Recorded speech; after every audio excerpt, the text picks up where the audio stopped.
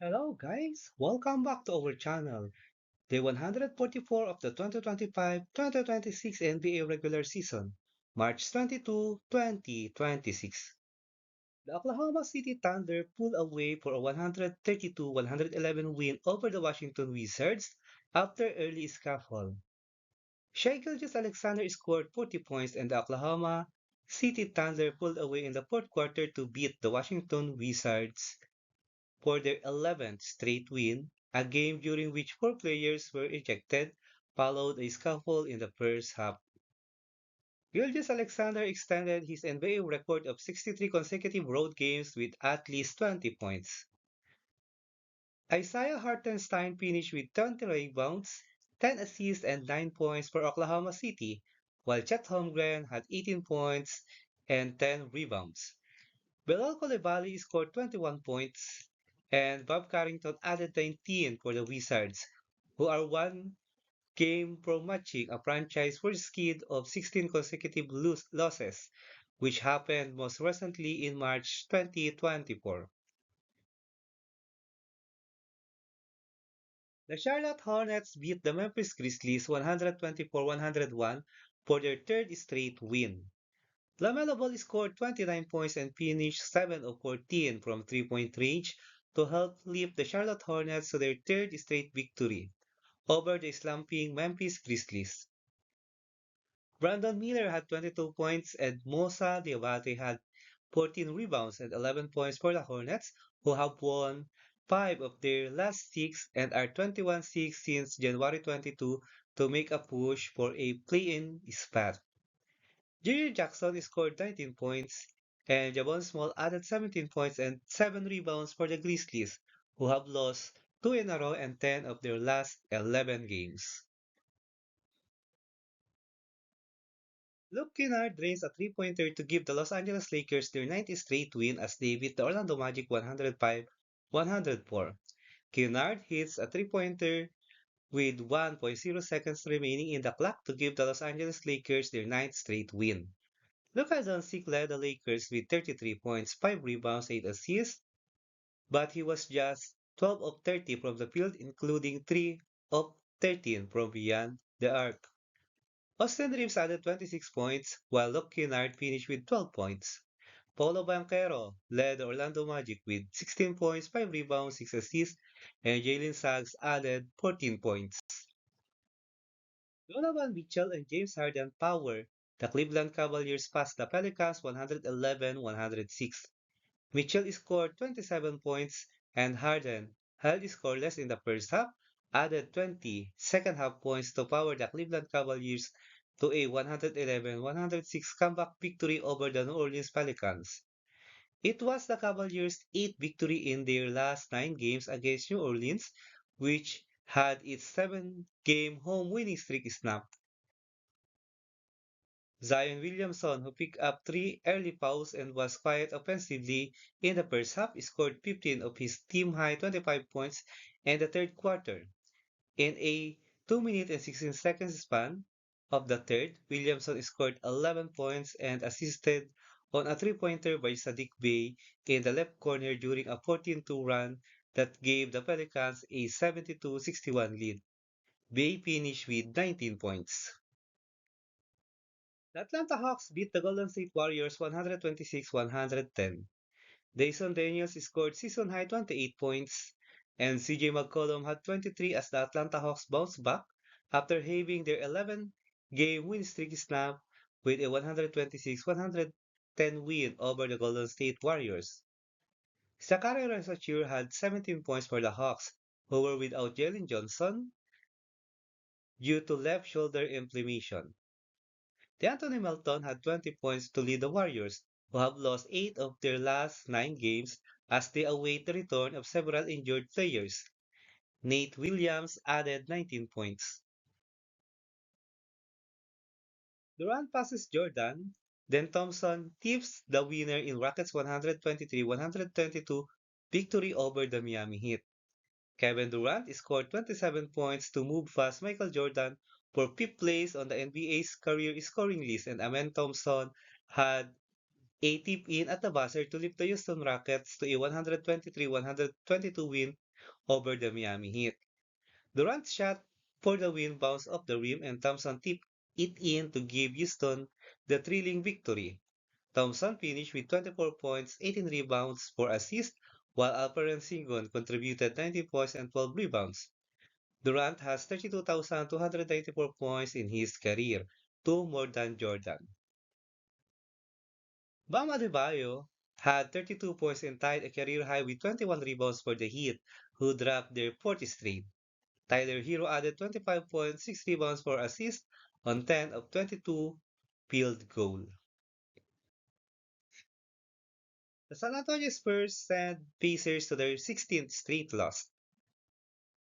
Keldon Johnson and Dylan Harper each scored 24 points, and the San Antonio Spurs never trailed in a 134-119 victory over the Indiana Pacers. San Antonio All-Star Victor Wembanyama had 20 points, 8 rebounds, 6 assists, and 5 blocks.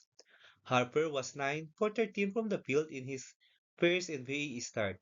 San Antonio has won 21 of its last 23 games and improved to 53-18, securing its most victories since finishing 61-21 in 2017. Andrew Nembhard scored 25 points, and Jarice Walker added 21 for the Pacers, whose franchise record losing streak reached 16 games. Indiana fell to 15-56 overall and is in last place in the Eastern Conference after losing to Oklahoma City in 7 games in last season's NBA Finals. The Los Angeles Clippers extend Dallas Mavericks' home losing streak to 11 games. Darius Garland scored a season-high 41 points, Kawhi Leonard added 34 with a tying bucket late in regulation, and the Los Angeles Clippers beat Dallas in overtime, extending the Mavericks' longest home losing streak in 32 years to 11 games. Derrick Jones Jr. scored 15 points with a pair of three-pointers in the extra period, and Garland had 11 assists as the Clippers ended a four-game ski that followed a four-game winning streak. Los Angeles pulled even with Portland for 8 in the Western Conference tournament.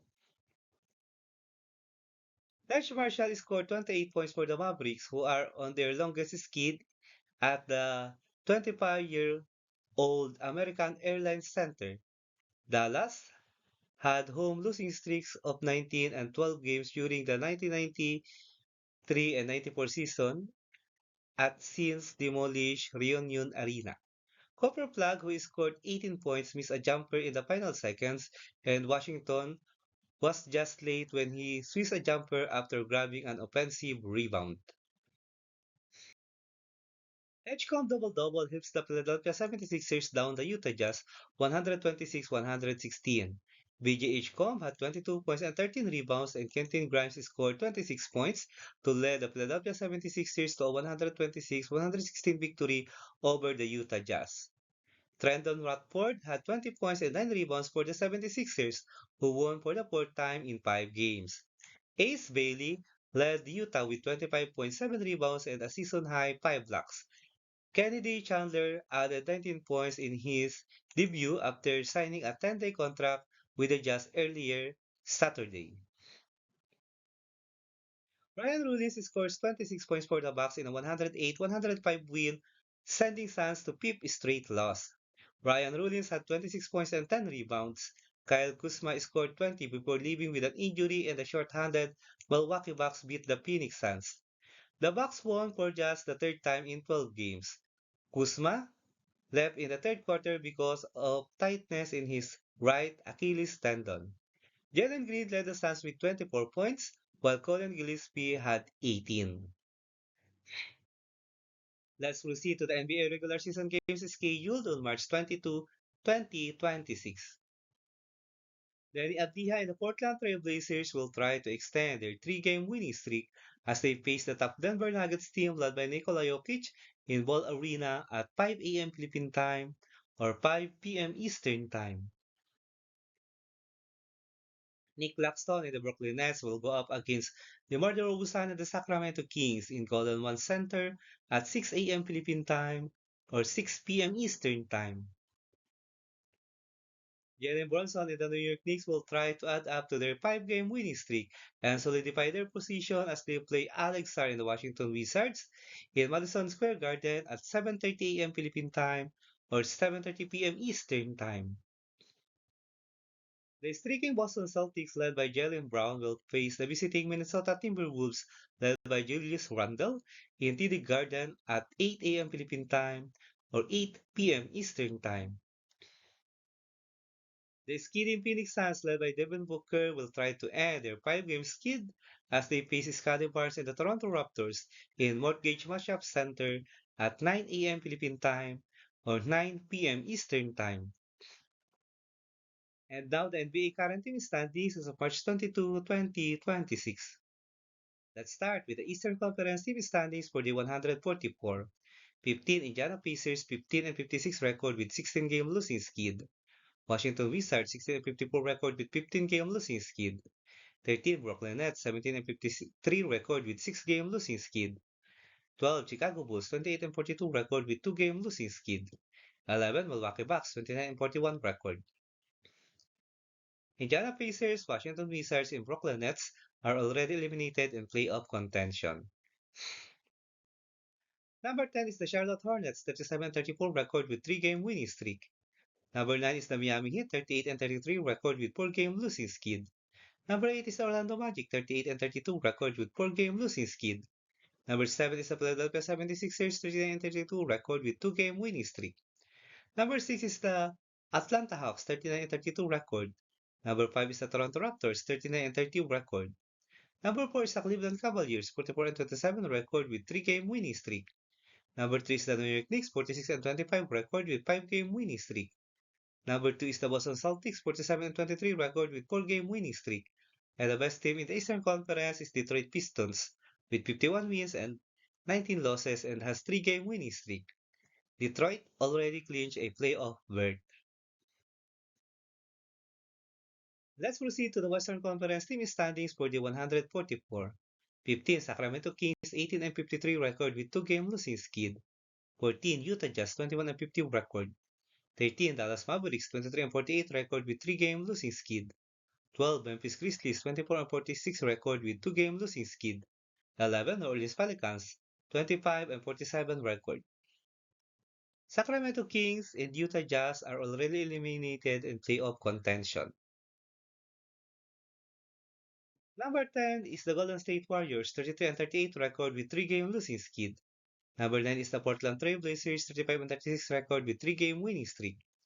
Number 8 is the Los Angeles Clippers, 35 and 36 record. Number 7 is the Phoenix Suns, 39 and 32 record with 5-game losing skid.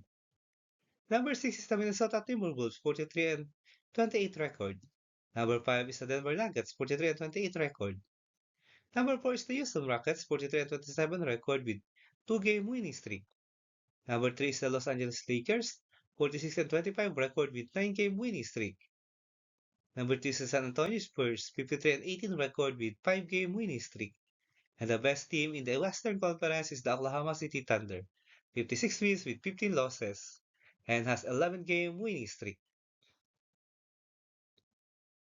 If you like this kind of content, don't forget to subscribe and leave a like to help our channel grow. Thank you so much, everyone. See you in the next video.